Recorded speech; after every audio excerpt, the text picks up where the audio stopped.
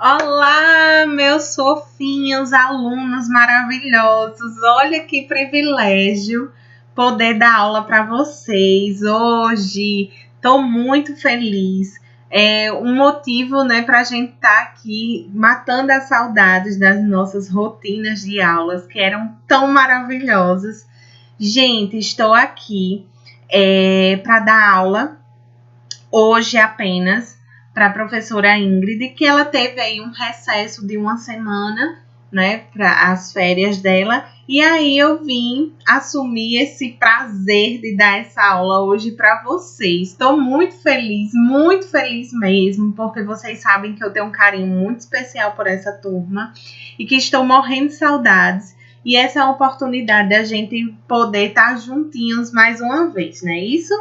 Então, eu peço que vocês acompanhem aí esse capítulo 11, na página 52. A gente vai estar falando um pouquinho sobre depressão e falando dos cuidados que a gente tem que ter em relação a essa patologia, tá certo? Então, fiquem ligadinhos, façam as anotações necessárias, né? Estarei disponível no grupo do WhatsApp para tirar as dúvidas de vocês. Vai ter desafio hoje, eu vou lançar um desafio para vocês e eu quero que vocês cumpram com esse desafio, que vai valer notinha, vai valer participação, vai valer tudo, também a frequência, contabilizar a frequência de vocês, tá certo? Então vamos iniciar. Não poderia deixar de trazer uma reflexão do dia para vocês, coisa que eu adoro fazer, né? E aí eu trago essa mensagem para vocês. Um dos maiores desafios na vida é ser você mesmo em um mundo que tenta fazê-lo igual a todos os outros. Alguém sempre vai ser mais bonito, alguém sempre será mais esperto, alguém sempre será mais jovem, mas eles jamais serão você. Não mude para que os outros passem a gostar de você. Seja você mesmo e as pessoas certas vão amar quem você é de verdade. Tá certo? Então, essa é a minha mensagem. O que é que eu quero dizer com essa reflexão do dia? Muitas vezes, a gente tenta mudar nós mesmos para poder se encaixar no outro ou para poder se encaixar num padrão de beleza que a sociedade impõe. E eu digo, meus queridos alunos, não seremos felizes. Porque ser feliz é estar bem consigo mesmo, mas em prol da sua mudança, da sua evolução, e não pelo outro.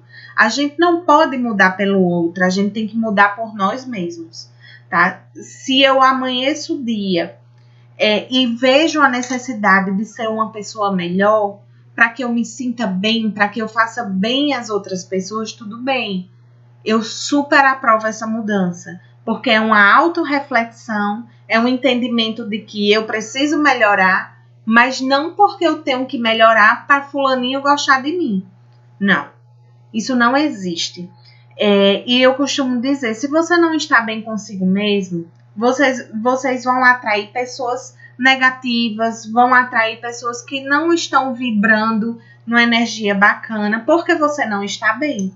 Agora, se você está com a autoestima elevada, se você está bem consigo mesmo, você só vai atrair pessoas que estão na mesma vibração que vocês. Então, não precisa de mudança no sentido para se encaixar no outro. Ninguém é metade.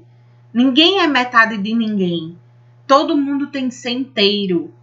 Eu tenho que estar inteira para outra pessoa, para somar a outra pessoa, e não para ser um complemento, para ser metade de alguém. Ninguém é metade de ninguém, tá certo? Então, essa é a minha dica do dia para vocês, é a minha reflexão.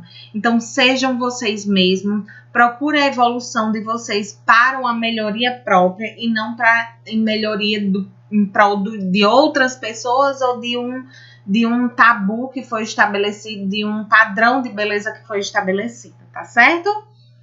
Vamos lá iniciar nosso conteúdo online, um assunto extremamente importante, tá? Mas gostaria de fazer uma pincelada aqui na revisão do conteúdo anterior. O que seria hipertensão, né? Eu acho que Ingrid passou muito bem. Hipertensão, gente, é uma doença crônica, que não tem cura, certo? Que vai elevar a pressão arterial da pessoa. E essa pressão arterial, ela é exercida, né, quando o sangue ele passa por dentro das artérias, provocando uma pressão nessa parede das artérias. Por isso que é uma hipertensão arterial, ou seja, é uma supertensão na parede das artérias. O sangue vai ter dificuldade para passar nessa artéria, tá? Fazendo com que essa pressão seja elevada. E aí temos os cuidados que todos já sabem, né? Questão da mudança do hábito alimentar, mudança do estilo de vida, a prática de exercícios físicos, tá? É super importante, nem que seja uma caminhada, a caminhada é muito bom. A questão da reeducação alimentar, a questão de ter um cuidado de estar verificando todos os dias a pressão, para que se tenha um controle e não venham ter riscos, né, de complicações. Então, é um assunto que eu acredito que Ingrid trouxe já para vocês e que eu só queria dar uma relembrada, tá certo? E qual é a previsão do conteúdo de hoje? A gente vai entender o que é a depressão e vamos falar também de transtorno bipolar. Gente, precisamos falar sobre depressão, né? Precisamos estar enfatizando sobre a depressão.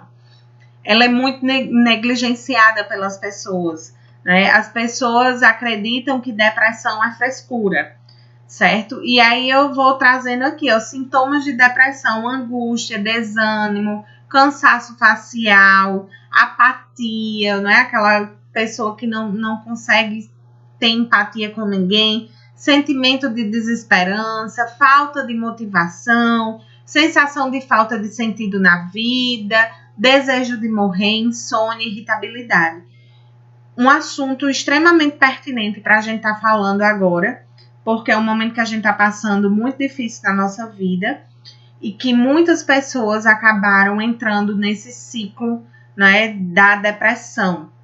E que a gente precisa ter um cuidado e um olhar especial para essas pessoas. A gente precisa acolher, a gente precisa cuidar e precisa dar atenção a essas pessoas que estão passando por esse processo de depressão. Qual a diferença de depressão e transtorno bipolar? Mais de 19% da população mundial sofre com depressão. Segundo a Organização Mundial de Saúde, em 2020, depressão passa a ser a segunda causa de morte mundial por essa doença. Imagine ainda mais nessa situação em que estamos vivendo. Esse índice elevou e muito, tá? Então, você tem tudo porque você está triste. Entenda, gente. Depressão não é sobre o que se tem. Depressão é sobre o que se sente. Às vezes as pessoas acham que ter dinheiro, ter tudo, ter um emprego, ter uma família, é tudo na vida.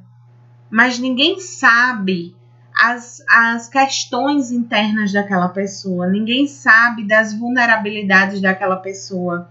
Ninguém sabe das amarras que aquela pessoa vive. Às vezes é um contexto que foi lá da infância e que ela traz à tona a todo momento, lhe trazendo angústia, lhe trazendo falta de motivação, e que a gente precisa olhar para essa pessoa com um olhar especial e proporcionar um cuidado a ela. A gente precisa indicar a essa pessoa um tratamento, certo? E aí a gente vai falar um pouquinho mais desse tratamento. Mas, Priscila, quais são os sintomas da depressão? Em relação à mente, a pessoa ela fica com dificuldade de concentração, ela vai ter a falta da memória, pensamentos de morte ou suicídio. Nos sentimentos, quais são? Tristeza, culpa, vazio interior, pessimismo. A pessoa, tudo ela desacredita. Não, eu não consigo, eu não posso, eu não vou. A ansiedade é um gatilho, tá certo? Muito forte para a depressão. A desesperança, né? Em relação ao comportamento, perda de interesse em atividades que antes a pessoa achava extremamente prazerosa, incluindo o sexo. Então, geralmente essas pessoas que estão passando pela depressão, ela não sente desejo nenhum. inquietação, irritabilidade, isolamento social, fica lá contida, guardadinha num ambiente, num quarto. O corpo vai ter insônia ou excesso de sono, falta de energia, fadiga, alteração do apetite, perda de peso. Então, olha como a depressão mexe com toda a parte do nosso corpo, com todos os sentidos. Então, a gente precisa dar uma atenção muito grande a pessoas que passam por esse processo de doença, que é a depressão. Como se dá o diagnóstico? Né? O diagnóstico deve ser feito por um médico psiquiatra. Aí vem aquele tabu, aquela coisa que psiquiatra é médico de doido. Gente, psiquiatra é um médico, certo?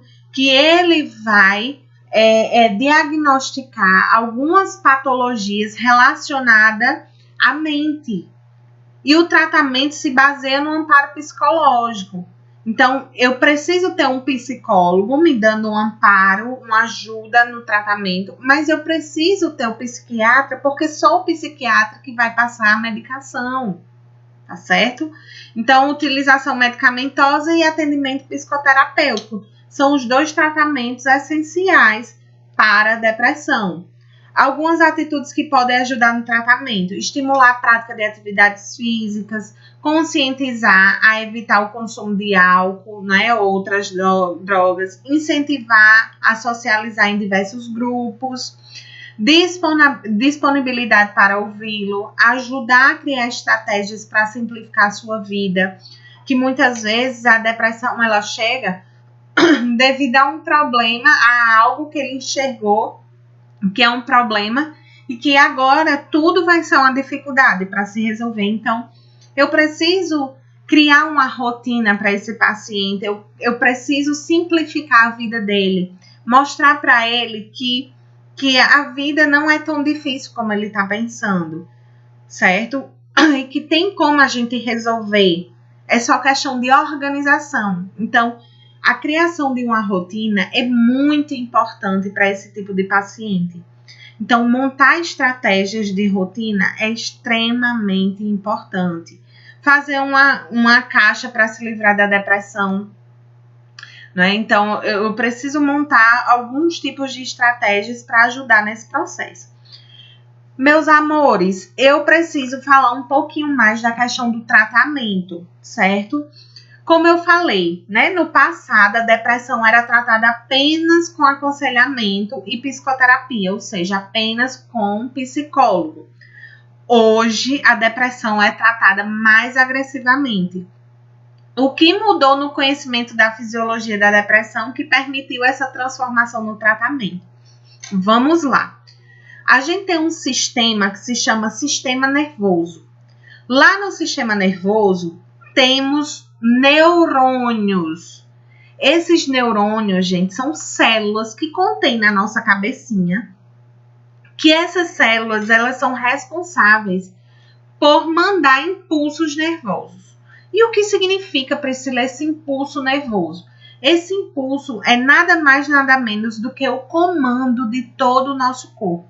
Para eu enxergar, eu preciso ter um impulso nervoso. Para eu me comportar de alguma forma, eu preciso ter um impulso nervoso. Para eu andar, para eu sentir sabor, para eu enxergar tudo, eu preciso que se realize um impulso nervoso. Esse impulso nervoso é uma energia que vem daqui, ó, para cá. Vocês estão vendo que eles não ficam coladinhos e que para essa energia sair daqui para cá, eu preciso de neurotransmissores. E o que são neurotransmissores? Essas bolinhas aqui, ó, que a gente chama de acetilcolina. Então, para que o impulso saia daqui para cá e que eu tenha um determinado comportamento, para que eu tenha uma determinada ação, eu preciso desses neurotransmissores. O que é que acontece com a pessoa que está em depressão? Esses neurotransmissores são diminuídos, olha aqui. E como é que vai acontecer esse impulso nervoso? Vocês concordam comigo que vai estar prejudicado o impulso nervoso? Porque não tem os neurotransmissores para passar daqui para cá. E aí eu vou ter o quê? Uma disfunção bioquímica do meu sistema nervoso, do meu cérebro. E que essa disfunção vai acarretar em manifestações psicológicas e comportamentais, como a depressão. Que traz a depressão, ela traz diversos comportamentos alterados.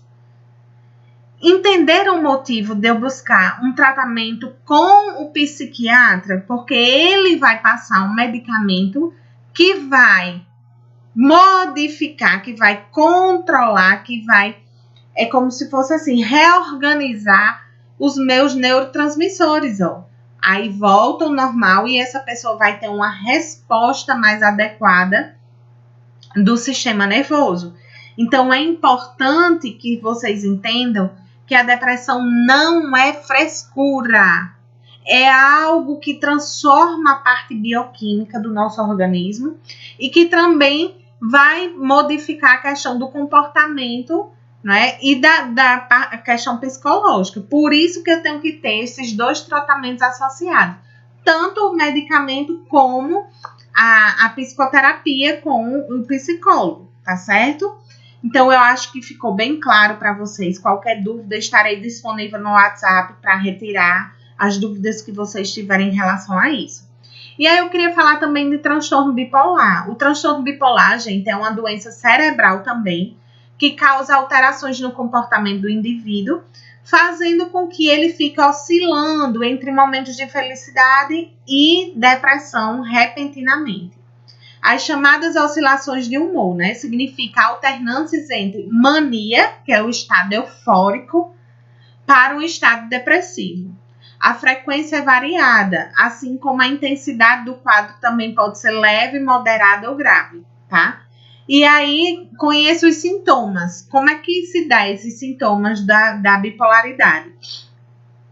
Quando está no momento de euforia, né, da mania, ela tem uma sensação de extremo, né, bem-estar, aquela coisa maravilhosa, aceleração do pensamento e da fala, agitação e hiperatividade, diminuição do sono, diminuição da concentração, desinibição, né? A pessoa fica desinibida, fica bem eufórica, e impulsividade, ela é impulsiva, ela não pensa muito antes de agir. E aí ela vai ter um momento totalmente oposto àquele ali, né? Que seria alteração de apetite, perda, o ganho de peso, né? Humor deprimido na maior parte dos dias, fadiga ou perda da energia, apatia ou perda de interesse, agitação e tendência a isolamento. Então, ela vai estar oscilando entre esses dois momentos, o momento de euforia e o momento de depressão, de tristeza, tá? E qual é o papel do cuidador no atendimento ao paciente depressivo, né? Ele precisa conhecer os sintomas da depressão, que eu acabei de falar. Acabei de demonstrar para vocês que é algo que não é somente psicológico, mas que tem uma transformação bioquímica. Eu preciso ter compaixão, eu preciso ter empatia, compreensão, paciência, perseverança, saber relevar as situações. É importante saber respeitar e reconhecer suas próprias necessidades, limitações, barreiras como cuidador. É importante o cuidador cuidar de si mesmo para que eu possa estar preparado para cuidar do outro, tá? E aí vem aquela dica de que eu preciso montar uma rotina baseada nas limitações desse paciente, mas também baseado em melhorias para ele. Se eu vejo que ele se isola, eu posso começar a montar estratégias para que ele perca um pouco daquela questão do isolamento. Alguma atividade que eu possa estar interagindo mais de forma progressiva. Eu não posso tirar ele de dentro do quarto de uma vez, mas eu posso proporcionar algum momento para ele dentro do próprio quarto dele. Né? Uma leitura de um livro, ou um jogo, interagir com ele, ou ter um momento de conversa, ou você ser a escuta dele, e aos pouquinhos a gente conseguindo socializar com aquele paciente. Então, eu tenho um desafio para vocês, que é montar uma rotina, baixa de um dia, tá, gente? A rotina do que eu posso estar fazendo para aquele paciente. Lembrando que ele tem os momentos de tristeza, ele tem o isolamento, ele vai ter todos aqueles sintomas que eu falei. Então, o que é que eu posso estar proporcionando para ele, para que ele venha ter uma melhora nessa condição de vida que ele se encontra, que é a depressão, tá certo? No nosso próximo conteúdo online, a gente vai estar falando do cuidar do doente no domicílio, tá certo? Do paciente que está doente no ambiente domiciliar.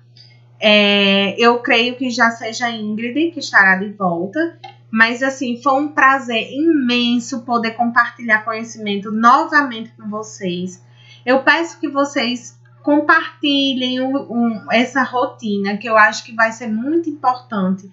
É muito importante a gente pôr em prática um exercício como esse, né? E aí, por isso que eu disse, não esqueçam, realizar esse desafio, essa rotina, de acordo com o que a gente viu aqui.